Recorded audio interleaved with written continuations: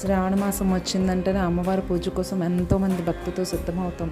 అదొక పండగలా భావిస్తాం. శ్రావణ మాసం అంటేనే ఆడవాళ్ళందరికీ చాలా పెద్ద పండగ అండి. అలంకరణలని, పూజా సామాగ్రి అని, కొత్త వస్తువులని మన శక్తికి మించి మన భర్తని అప్పులలో తోసేస్తారండి. చాలామంది ఉన్నారు, వాళ్ళు ఏదో కొన్నారు, వీళ్ళేదో స్టేటస్ పెట్టారు, వాళ్ళు ఎంత గోల్డ్ తీసుకున్నారు, అంత గోల్డ్ తీసుకున్నారు, ఆయనకి వస్తారు ఇంటికి, నేను బాగా చూపించుకోవాలి, నాకు ఎలాగైనా కొను అని భర్తని ఇబ్బంది పెట్టి కొన్న వాళ్ళు చాలామంది 50% ఉన్నారండి.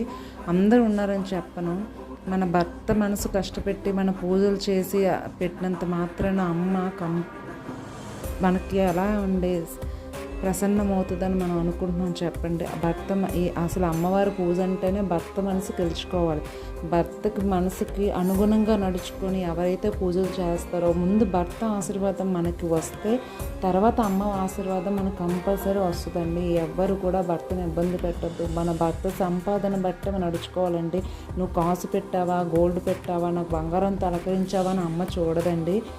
ప్రేమతో అమ్మ నాకు ఇదే కలిగింది, నేను ఈ పువ్వు పెట్టగలను, ఈ ప్రసాదం పెట్టగలను పెట్టండి, కంపల్సరీ అమ్మ మనకి ప్రసన్నం అవుతుంది.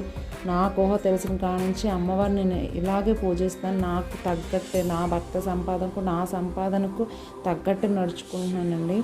ఎప్పుడు మా అమ్మ నాకు ప్రతి కష్టంలోనే వెన్నుండి నాకు రక్షిస్తుందని నేను నమ్ముతాను. అలాగే భర్త మనసును అస్సలు కష్టపెట్టొద్దండి.